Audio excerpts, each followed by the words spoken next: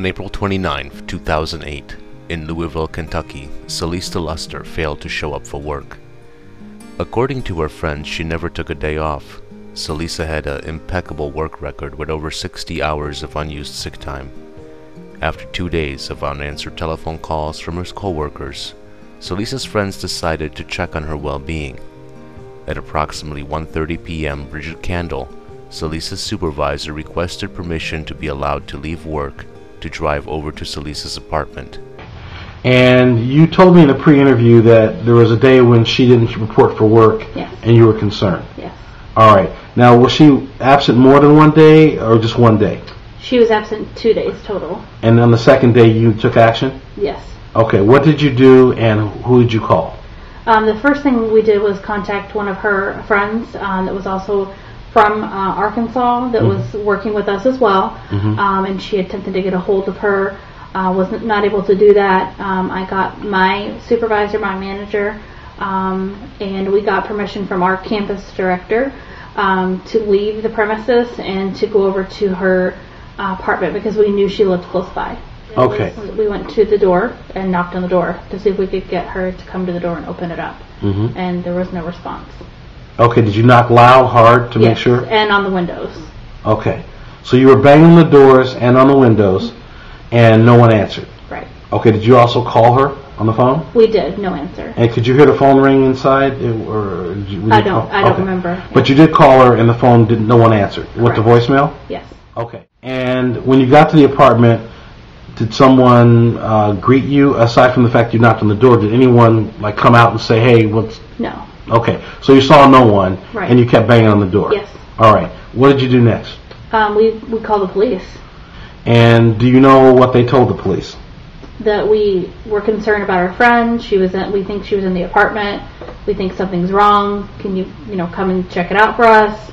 That kind of, a concern. Please come and see what's wrong. When you say you were concerned and you expressed that, or your party expressed that to the police, were you guys casual about it? Were you adamant? Were you really seriously honestly, concerned? I was almost frantic because she was the type of employee that never called in, never did anything wrong, was never sick really. She had like over 60 sick hours, which is, incredible. And I knew something was not right. Her car was outside, she was there, something wasn't right, and I was concerned. I told them when the policeman got there, she hadn't showed up for work for 2 days, and I was concerned. Okay. And you specifically told that to the officer? Yes. So you could, not for anybody else, but you said in your own words, yes, that's what you told the officer? Yes. Okay. Did anyone else express similar concerns to the officer? Yes. Everyone that was there was adamant about something wasn't right. Officer Rick Woodbridge was dispatched to Celeste's apartment on a check of welfare call. Woodbridge spoke with Bridget Candle. Woodbridge instructed Candle and the other women to stand back as he approached the apartment. Woodbridge knocked on the door and identified himself as a police officer. Moments later, someone inside opened the door. Woodbridge entered and remained inside for approximately 6 minutes. When he exited the apartment, Woodbridge approached Bridget Candle. Candle was anxious to know if her friend and co-worker was okay. Woodbridge told Candle and the other women that Celeste had a fight with her boyfriend, and everything was all right. Did the person who he described as the boyfriend ever appear to any one of you? No. So you guys never saw him? Right. I never saw anyone. But he did apparently speak with someone inside the apartment? He spoke to someone, yes. Okay. So the officer told you he actually talked to another party, and that the party was in the apartment and said it was okay? Right. Okay. Did he give you an opportunity to go check for yourself? No.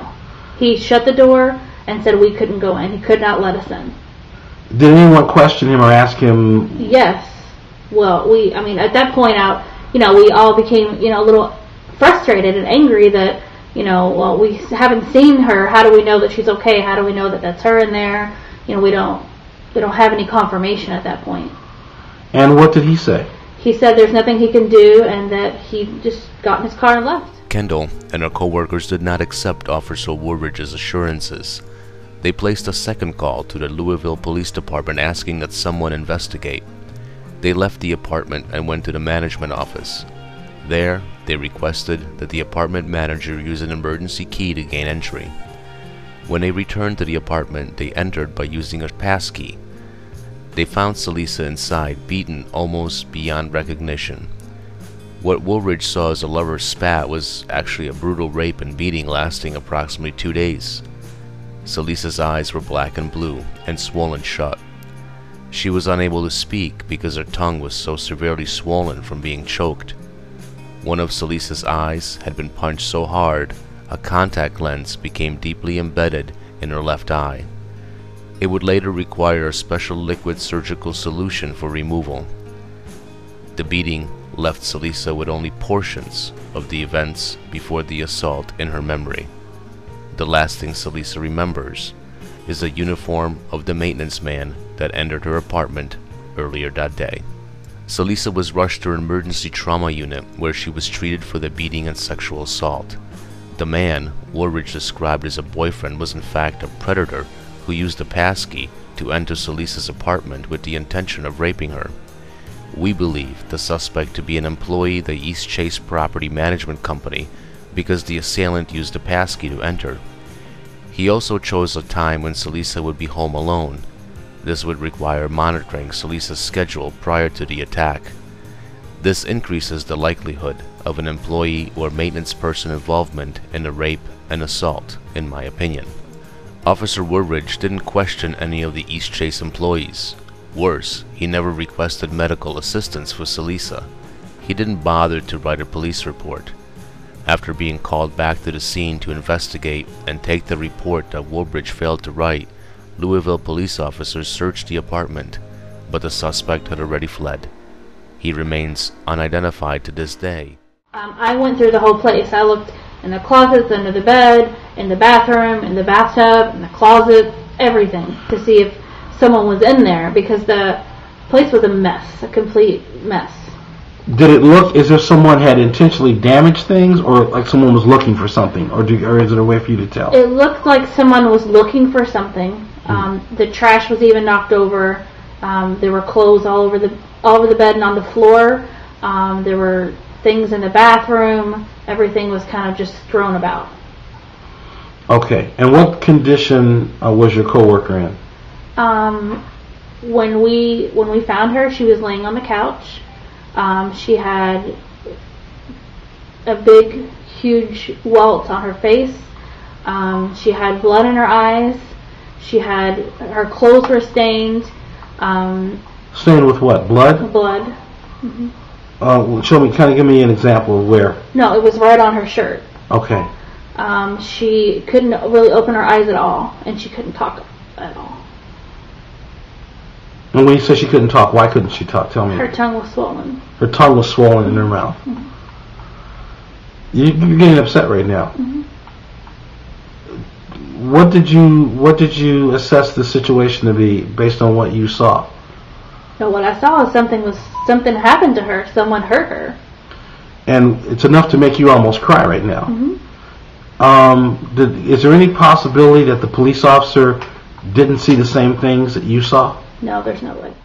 There are two sets of questions raised by the performance of Officer Woolridge. Did Officer Woolridge perform a proper investigation? And what did the Louisville Police Department administration do after learning that Woolridge failed to collect any evidence or write a police report? A review of the evidence included 25 hours of interviews with Celisa and other witnesses, including Bridget Kendall. We reviewed 356 pages of police records. We also sent a licensed private investigator to the crime scene to collect evidence. There are substantial errors immediately evident in Officer Woolridge's investigation. When police officers arrive at the scene of a crime, the first obligation is to ensure the safety of any citizen at risk or harm. If there's a medical emergency, a police officer is obligated to render medical care as part of basic police duties. Because police officers are often the first to arrive at the scene of medical emergencies, they are trained in the police academy on basic CPR and other emergency medical techniques. Officer Woolridge had an obligation to render care consistent with his emergency and medical training. Police officers are also trained to look for injury in cases of domestic violence or child abuse. In this instance, Celisa Luster had been brutally beaten, yet Woolridge didn't recognize signs of abuse that he would have been trained to notice. That Woolridge was indifferent or didn't notice the injuries is demonstrated by his failure to render emergency medical care. Woolridge was so certain that no crime had been committed that he canceled his backup unit dispatched to assist him with the call. Woolridge assessed the situation and concluded Celisa didn't need any form of assistance, but photographs and other evidence showed that Celisa was covered in blood. One of the doctors who treated Celisa commented that Woolridge would have to be blind not to recognize the traumatic injuries Celisa sustained. I believe that Woolridge saw the injuries and chose not to help for reasons of bias or callous indifference to the abuse of women. Given the obvious injuries to Celisa Luster, the lover's spat story allegedly offered by the suspect to Woolridge would not be acceptable to any reasonable police officer performing their duties competently. Police officers are required by law to make an arrest if they believe that any two people living together are engaged in domestic violence. Even if Woolridge didn't believe that Celisa had been raped, under the Louisville Police Department's basic training on domestic violence and supporting policies, he would be required to make an arrest and investigate further. His actions are a breach of his own policies. But this was no domestic violence incident, and a very dangerous criminal suspect stood face to face with Officer Woolridge. The release of the suspect back into the Louisville community is a threat to all women who might encounter this dangerous and violent man. Woolridge not only failed to investigate, but placed Celisa in additional danger by locking her back in the apartment with the suspect. Laying right here, and that was it. The police officer said you were fine to your coworkers, as far as you know. Well, to them, or I guess you'd say the feedback that he got from the person that answered the door, this person told him that I was fine, so he went by what this person said. And that was the maintenance man? Correct. Did the apartment management ever account for why this maintenance man was in your apartment? That part I'm not sure about.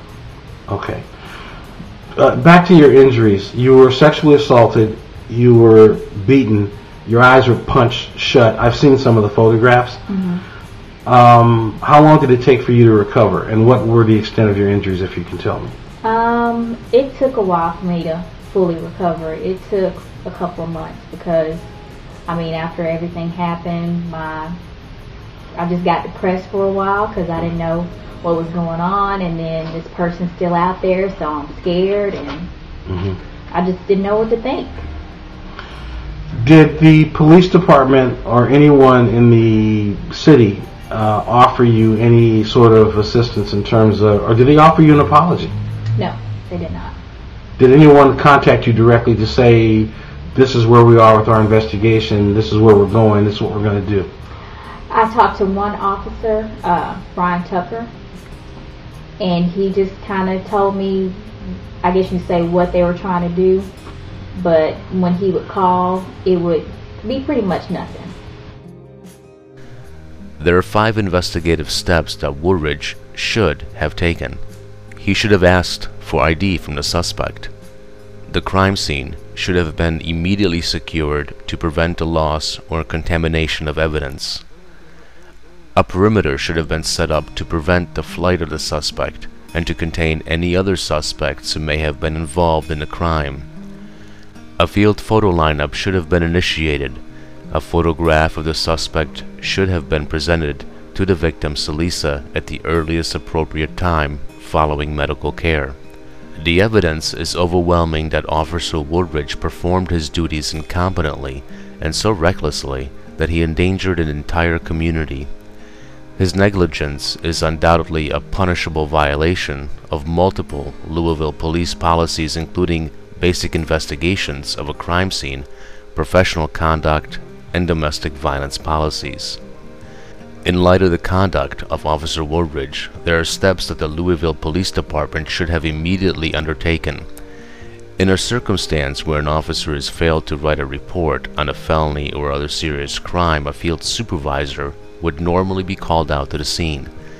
That supervisor would be responsible for ordering the officer to return to the location to either explain why a report was not necessary or to write the required report.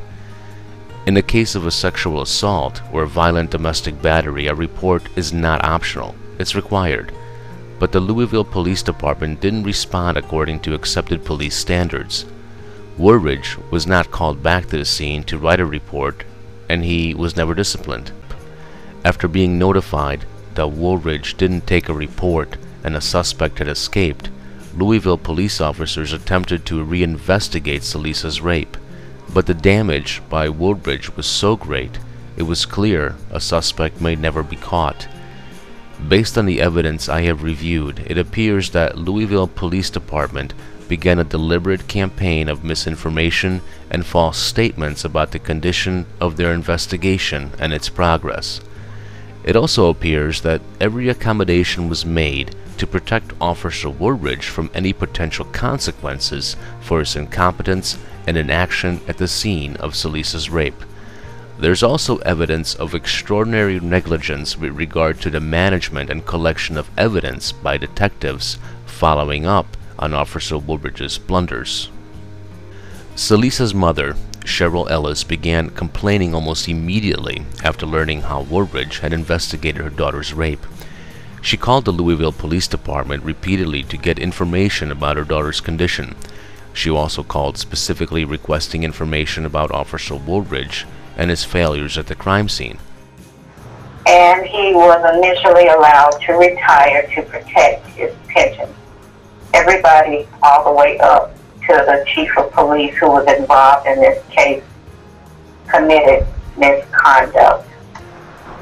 So I want to make sure that everybody that was involved, all the way up to the top of the hierarchy, I want to make sure that they are all accountable for their actions.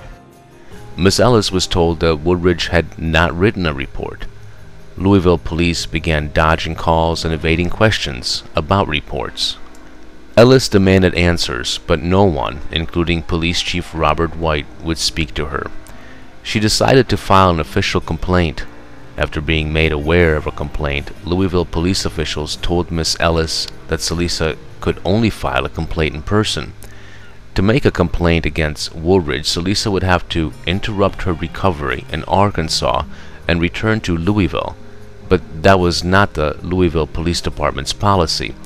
We checked, and we were told that you did not have to appear in person to file a complaint. Professional Standards Unit Sergeant Shane, can I help you? Yes, sir. I'd like to know if I wanted to make a complaint, do I have to come down there in person or can I do it over the phone? The chief of police can initiate on a case. So if I put you in contact with the officer supervisor and they take the information and they go back and if there's anything else to substantiate, that there's some other evidence that it happened, then the chief of police can initiate on it and then we would investigate it as well. I tell you, you're not the one that this happened to. No, it happened to a very close friend, and I believe what the officer did was a crime, and I want to report it, but I don't want to get too far down into this until I know where it's going. So basically, the department can take over and do its own investigation if the information is given, and if there's supporting evidence, I can just get out of the picture? Yeah, pretty much so. Yeah, that's about it. That's about it. But why would the police department tell a crime victim who had been seriously injured that they must travel several hundred miles to make a complaint that could have been handled over the telephone? We believe that the Louisville Police Department was protecting itself from public ridicule and potential liability by protecting Officer Woolridge.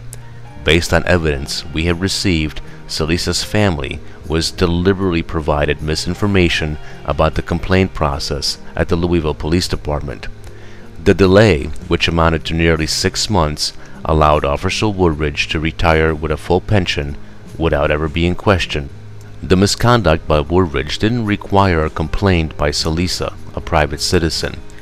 Woolridge could not only be fired for failing to assist Salisa, but also for allowing a dangerous felony rapist to escape back into the Louisville community. Woolridge's shift supervisor committed misconduct by not reporting him. Chief White failed entirely as a police administrator by not starting his own investigation of Woodbridge and clearing up misinformation given to Celisa and her family. Indeed, there was enough evidence of misconduct for any Louisville police supervisor to start an internal affairs investigation by reporting Woodbridge. No one, including the chief, took any action. Louisville police officials not only made false statements about their own policies, but they mishandled and lost evidence. According to our investigation, the following pieces of evidence were lost or could not be located by Louisville police personnel: Officer Woolridge's statements, recording and notes from interviews by 2 detectives, Celisa's fingernails that was entered into evidence by Detective Tucker, appeal board hearing tape. The substantial amount of evidence lost or misplaced is not consistent with standard police practices regarding the management of evidence in a serious crime. Consequently, it's unlikely, in my opinion, that so much evidence could be lost accidentally. In 2011, we reported our concerns to the FBI and the Department of Justice in a letter detailing evidence that we believe the Louisville Police Department either destroyed or deliberately misplaced. The evidence included a 2-hour interview of key witnesses lost by the Louisville Police Department. Louisville PD employees also denied records that we were entitled to receive. We knew we were receiving false information about the records because the records we were denied had already been supplied in another request. The Louisville Police Administration did the same thing with photographs we were seeking. First, there would be a claim that the photographs did not exist, followed by claims that we were not entitled to the photographs after we confirmed their existence by other means.